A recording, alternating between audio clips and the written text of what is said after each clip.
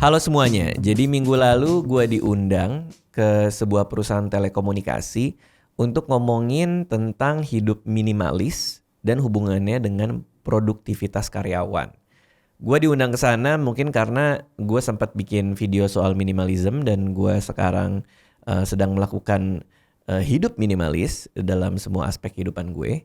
Jadi gue diundang ke sana. Nah, cuman yang menarik adalah ketika di backstage sebelum gue ngobrol di panggung, gue sempat ngobrol-ngobrol sama beberapa orang dan kebanyakan dari mereka justru bertanya soal aspek finansialnya. Jadi hubungan soal ngatur duit dengan minimalism dan gimana gue bisa ngatur duit sampai sekarang karena beberapa dari mereka juga ngelihat kayaknya hidup gue biasa-biasa aja, tapi kok tiba-tiba renovasi rumah, kayaknya hidup gue biasa-biasa aja, tapi kok tiba-tiba punya mobil ini, punya itu gitu.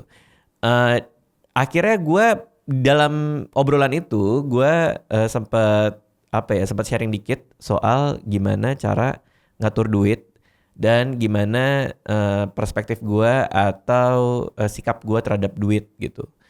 Dan gue mau sharing semua itu hari ini ke kalian semua. Jadi ini adalah 15 tips ngatur duit ala Raditya Dika. Yang pertama adalah beli barang buat diri sendiri, bukan untuk orang lain. Jadi kebanyakan gue ngeliat ya, terutama setelah ada sosial media ini, orang-orang itu beli barang untuk orang lain karena dia pengen orang lain itu impress sama dia. Dia pengen beli barang terus difoto buat dipamerin di sosial media. Atau gue punya lingkup pertemanan di mana teman-teman itu pada ngobrolin soal motor gede gitu. Terus ada satu temen masuk ke sana ngobrol, dia nggak punya motor, akhirnya malah diledek-ledekin. Beberapa minggu kemudian dia beli motor gitu. Dan abis itu dia menyesal. Beberapa bulan kemudian motornya dijual. Tapi pasti udah rugi gitu kan. Jadi yang penting adalah itu, beli barang untuk diri sendiri, jangan orang lain. Kalau lu beli barang untuk orang lain kagum sama lu, untuk orang lain bisa lebih dalam tanda kutip respect sama lo, untuk orang lain jadi hormat sama lo, itu adalah menurut gue adalah cara yang salah untuk membeli sebuah barang. Beli barang karena lo happy, karena lo butuh, karena lo memang lo memang jauh lebih happy kalau punya barang tersebut gitu, untuk diri lo sendiri, bukan untuk orang lain. Ini yang membuat orang jadi banyak yang boros adalah karena kadang keputusan mereka untuk membeli barang tuh ya karena orang lain aja, bukan karena memang dia benar-benar butuh sama barang tersebut. Tapi ini bukan berarti lo nggak bisa beli barang yang mewah atau yang mahal. Banyak orang yang bilang minimalisme itu berarti adalah lo nggak punya barang mewah dong, atau rumah lo nggak gede-gede amat dong, atau hal-hal yang lain gitu yang berkenaan dengan barang mahal atau barang mewah. Nah buat gua minimalisme itu adalah persoalan barang yang lo punya itu yang memberikan maksimum value, maksimum nilai atau maksimum kebahagiaan buat diri lo.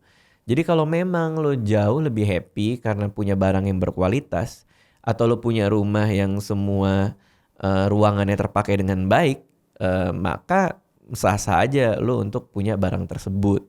Jadi bukan berarti lu nggak bisa gitu untuk punya barang yang berkualitas atau barang yang mewah, tapi pastikan lu membeli itu karena itu memberikan nilai buat diri lo, itu memberikan value buat diri lo, bukan buat orang lain, bukan untuk pamer-pamer atau yang lainnya. Oke, yang kedua, tips ngatur duit ala Raditya Dika yang kedua adalah harus tahu bahwa waktu adalah teman terbaik untuk investasi. Jadi kalau lu bayangin ya, misalnya lu punya duit 10 juta, terus lu taruh di bank. Katakanlah deposito lah gitu. Tahun depannya dengan 5% ya 10,5 juta. Tapi tahun depannya lagi yang 5% itu bukan dari 10 juta yang awal, tapi dari 10,5 yang dari tahun sebelumnya. Ini berarti adalah semakin lama lu berinvestasi, maka akan semakin besar hasil akhirnya. Gua pribadi kebetulan karena gua kuliahnya finance ya, gua kuliah keuangan di Universitas Adelaide University. Gua tahu soal investasi dan gua tahu waktu adalah teman terbaik untuk compound interest, istilahnya itu compound interest. Sehingga royalti pertama gue yang gue terima di tahun 2005 atas buku Kambing Jantan, setelah gue pakai buat traktir keluarga, sisanya langsung gue tabung untuk dana pensiun. Itu umur gue baru 25 tahun.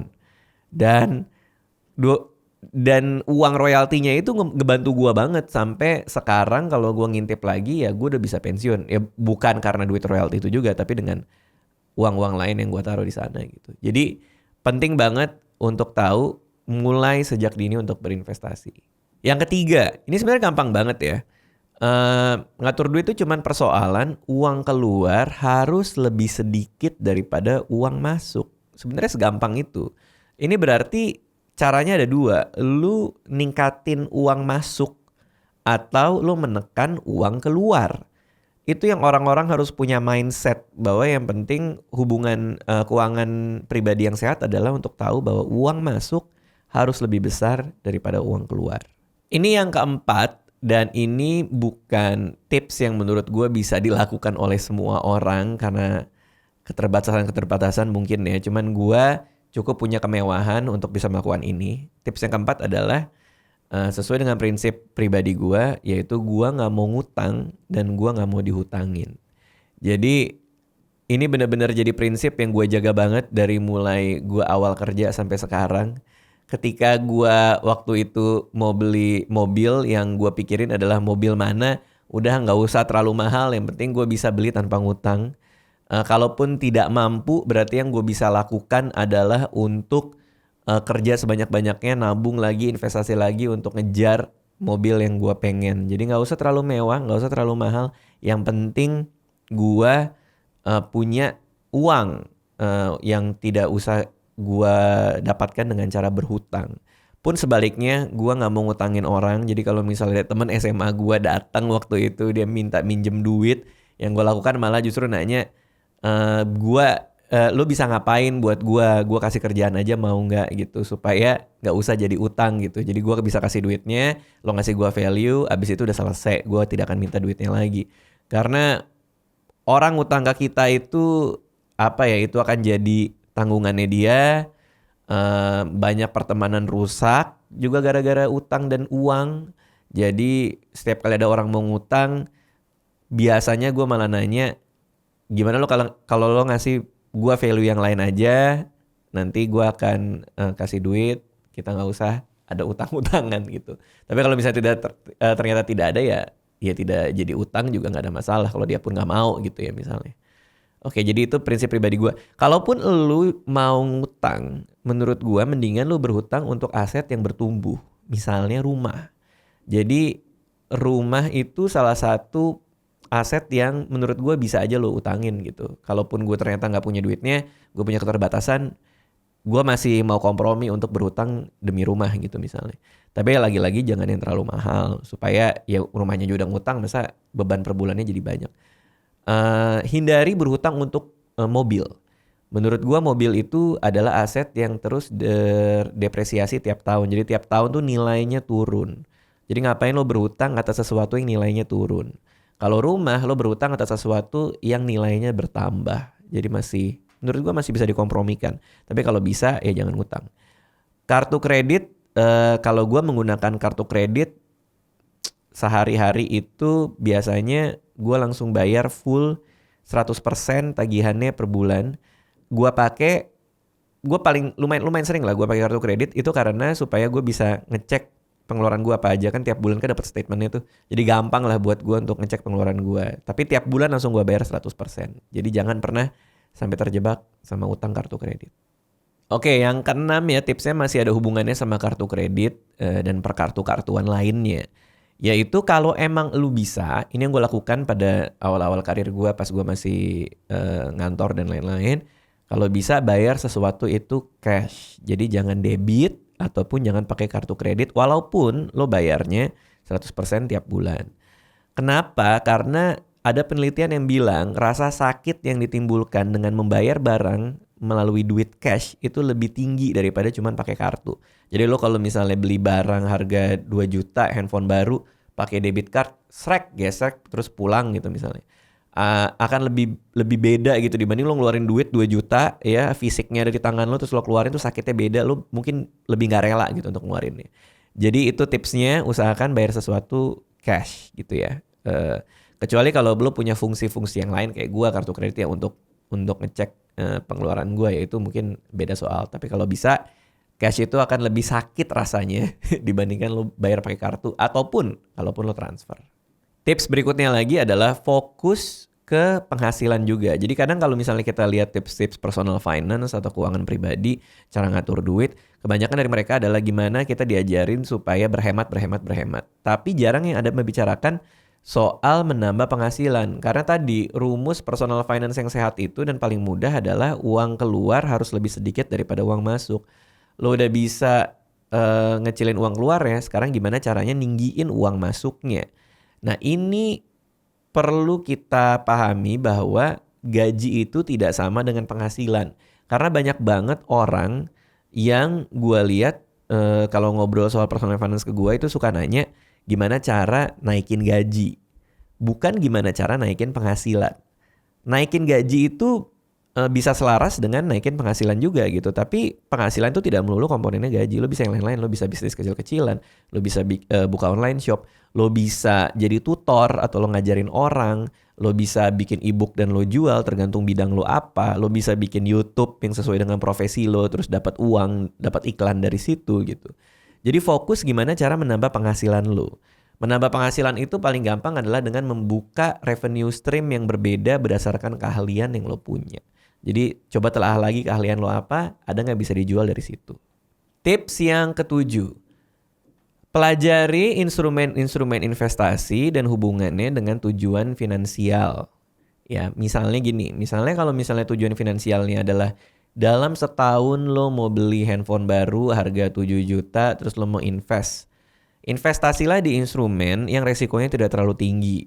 Returnnya mungkin nggak terlalu tinggi juga, tapi karena lo mengeluarinnya dalam setahun ya ambil aja itu, misalnya deposito gitu.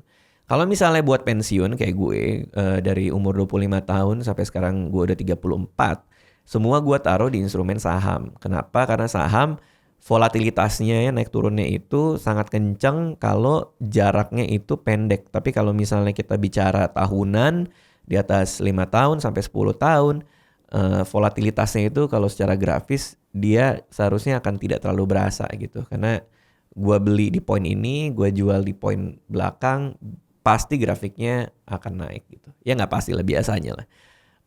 Diversifikasi juga penting, mix and match banyak saham. Gue mix and match banyak saham supaya itu merepresentasikan IHSG-nya, indeks harga saham gabungan gitu. Gimana caranya gue mix and match saham yang gue punya supaya IHSG naik, secara rata-rata mereka naik, IHSG turun, secara rata-rata mereka turun. Idealnya adalah mereka mengalahkan indeks. Tapi kalau misalnya pun nggak bisa, ya gue pun nggak ada masalah. Yang penting komposisi saham yang gue punya dalam portfolio gue itu kira-kira sama. Kalau kalian nggak ngerti semua dengan apa yang gue omongin, Google aja. Banyak ya soal investasi saham. Dan kalau mau paling mudah ya reksadana pasti. Tips yang ke-8, ini lucu banget nih. Jadi dulu gue pernah jadi guru ekskul menulis di sebuah SMA di Serpong. Di sana ada salah satu murid yang nulis surat ke gue. Kak, aku baca bukunya apa segala macam gitu. Tapi dia mengakhiri surat itu dengan satu kalimat yang lucu banget. Gue nggak tahu kenapa ditulis ini. Dia bilang, ingat ya kak, banyak penghasilan bukan berarti pengeluaran juga makin banyak. Nah gue nggak tahu ya, maksudnya gue nggak kenal banget sama dia. Dia nulis surat ke gue kayak gitu, terus di belakangnya ada tulisan itu. Makanya gue inget sampai sekarang. Tapi itu tips gue berikutnya. Banyak penghasilan bukan berarti banyak pengeluaran. Ini terjadi sama banyak temen gue, terutama yang di dunia entertainment ya. Mereka masih muda, mereka kaget ngelihat duit segini banyak. Yang terjadi adalah pengeluarannya justru makin banyak. Karena mungkin menurut mereka duit bisa dicari lagi, atau kaget gitu ngeliat, wah duit segini banyak nih, gue beliin apa ya selama ini, apa yang gue pengen gitu. Tapi itu yang gue selalu coba hindari pas gue masih muda. Itulah kenapa tabungan pensiun gue bisa tercapai saat ini adalah karena gue menahan diri. Banyaknya penghasilan gue, justru pengeluaran gue ya segitu-segitu aja gitu. Paling naik dikit aja, kayak gue beli rumah. perawatan rumah dan lain-lain gitu. Tapi nggak gue habiskan untuk hal-hal yang sangat-sangat bombastis gitu. Karena buat gue penghasilan naik berarti kemungkinan buat berinvestasi juga naik. Jadi penghasilan naik itu mendingan diterjemahkan menjadi oh gue bisa invest lebih banyak ketimbang oh gue bisa foya-foya lebih banyak. Tips berikutnya adalah punya budget. Gue pribadi dulu nggak punya budget yang secara mendetail pengeluaran gue apa. Setelah menikah Anissa yang bikinin semuanya. Jadi gue akhirnya ngeliat gitu, oh sekarang ternyata pengeluarannya per bulan segini.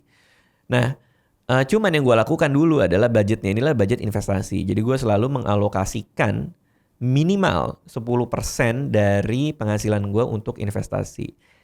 Sebelumnya gue bilang dengan penghasilan lebih banyak, investasi makin banyak.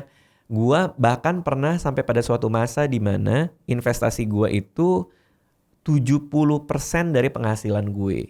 Jadi penghasilan gue sekian, 70%-nya udah gue invest aja untuk macam-macam, untuk pendidikan anak, untuk waktu itu bahkan belum punya teman beranak ya, belum ketemu Anissa dan lain-lain. 70%-nya udah gue taruh buat pendidikan anak, untuk buat pensiun, untuk ganti mobil 5 tahun ke depan dan lain-lain. Jadi punya budget itu penting, tapi lebih penting lagi untuk dari penghasilan lo mau alokasikan berapa untuk investasi. Kalau gua waktu itu bisa sampai 70%, senormalnya 10-20%. Tips berikutnya, keluarkan uang untuk membeli pengalaman bukan untuk membeli barang.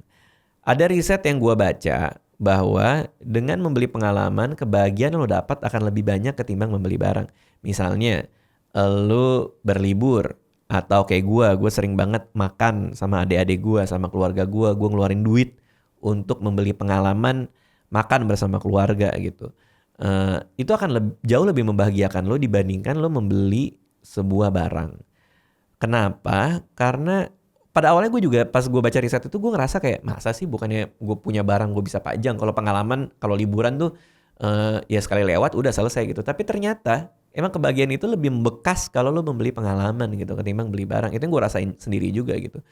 Ternyata kalau misalnya gue berlibur atau misalnya gue ya makan bareng sama keluarga dan lain-lain, happiness-nya tuh beda gitu ketimbang gue beli barang buat diri gue sendiri. Tips berikutnya ya, beli barang, pikirkan cost per use-nya. Jadi biaya yang lo keluarkan tiap kali memakai barang itu.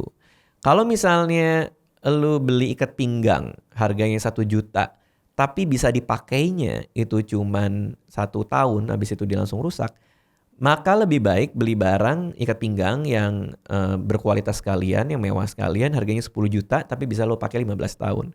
Itu adalah keputusan-keputusan gue ketika gue membeli barang yang mewah atau berkualitas. Gue mikirin dulu kira-kira kalau beli barang ini bisa dipakai sampai kapan. Jam ya, kan gue jual semua koleksi jam gue kecuali tinggal ini ya.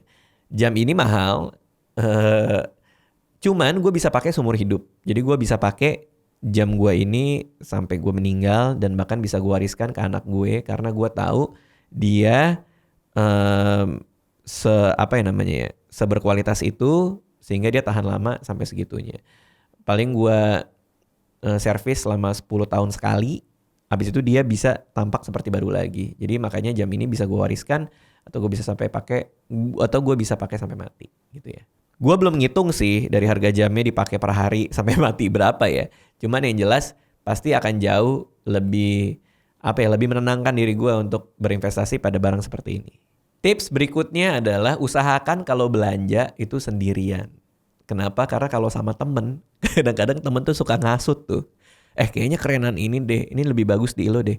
Atau lo lagi nyari baju di rak mana, tiba-tiba di rak selanjutnya terus dia bilang, ada baju yang cocok buat lo nih, coba gitu misalnya. Jadi kadang-kadang kalau punya teman walaupun niatnya juga baik gitu ya, itu ngebuat kita jadi mengeluarkan duit lebih banyak gitu. Padahal mungkin kita nggak butuh itu. Tips berikutnya, ini penting ya, bayar pajak dan donasi. Jadi kalau lo punya uang banyak, lo juga harus bayar pajak yang banyak karena ini kewajiban lo sebagai warga negara. Gue punya banyak banget teman, artis, selebgram, YouTuber yang ternyata pajaknya nggak beres dan akhirnya mereka harus bayar denda. Bahkan ada satu temen gue yang gue bilang kan kemarin tuh pas bulan ngisi SPT gue nanya pajak lo udah beres belum? Dia bilang aku nggak mau bang bayar pajak, aku diem-diem aja.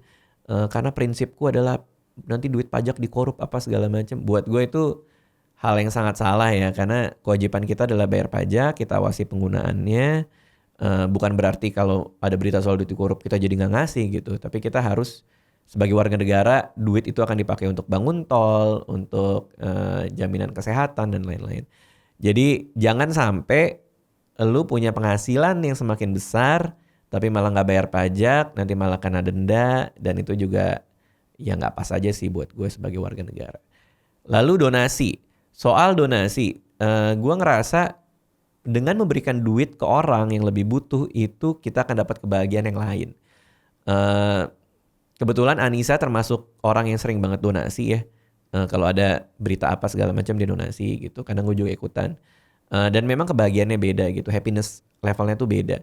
Jadi usahakan juga kalau lo punya duit banyak, nambahlah donasi-donasi ke orang-orang. Karena bukan cuman itu ya baik dan membantu orang tersebut, tapi lu bisa merasakan kebahagiaan yang lain gitu dengan memberikan duit lo. Ini kontradiksi yang menarik nih kalau menurut gue ya. Karena bagi semua orang mungkin pikir mendingan duitnya gue pakai buat ini itu. Tapi ternyata dengan berdonasi lo bisa dapat kebahagiaan yang lain ketimbang lo beli barang atau pengalaman. Tips selanjutnya, hubungan dengan uang adalah hubungan kebiasaan. Jadi semua ini harus lo biasakan. Kalau misalnya lo dari kecil biasa boros, memang agak susah untuk mengubah kebiasaannya ketika besar. Makanya perlu komitmen dan perlu fokus. Jangan lo stres dikit belanja, jangan apa dikit belanja gitu. Tapi gimana caranya lo bisa memaintain kebiasaan itu dengan hal lain. Lo stres dikit, I don't know, mungkin lo meditasi atau ngobrol sama temen gitu. Jadi gimana caranya kebiasaan-kebiasaan lo yang tidak sehat dengan uang itu bisa berubah menjadi lebih baik karena lu punya kebiasaan yang baru dan fokus ngejalanin itu. Tips yang terakhir, nah ini penting banget nih buat gue. Temukan pasangan yang perilakunya terhadap uang itu sehat. Jadi jangan sampai elunya udah sehat, elunya udah bagus personal finance-nya, tiba-tiba lu punya pacar atau lu nikah dengan uang yang sangat-sangat tidak sehat, jadinya berantem soal duit dan lain-lain. Gua sama istri gua sama Anissa udah mengkomunikasikan soal duit dari mulai zaman pacaran. Gua udah bilang sikap gua terhadap uang adalah seperti ini. Investasi gua ke depan adalah kayak gini. Gua terbuka sama dia. Gua kalau punya uang yang gua lakukan adalah seperti ini. Dan dia juga terbuka sama gua. Aku kalau ngeluarin duit untuk ini segala macam. Komunikasi yang sehat dengan pasangan, bahkan dari mulai pacaran, itu bisa jadi fondasi yang kuat ketika lo udah nikah. Karena keuangan rumah tangga itu pasti jadi sumber konflik yang lumayan besar buat banyak orang. Gua lihat bahkan ada studi yang bilang hampir 80% pertengkaran di rumah tangga itu karena duit. Jadi selalu dikomunikasikan dari awal dengan baik, sama-sama punya sikap dan perspektif yang sama tentang uang. Kira-kira uang nih kalau kita punya mau diapain, investasinya ke depan ngapain, kalau tiba-tiba dapat duit segepok tuh mau diapain. Itu ya. Mudah-mudahan ngebantu. Itu adalah 15 tips ngatur duit ala gua, Raditya Dika. Kalau ada yang mau sharing juga tinggalin komen aja.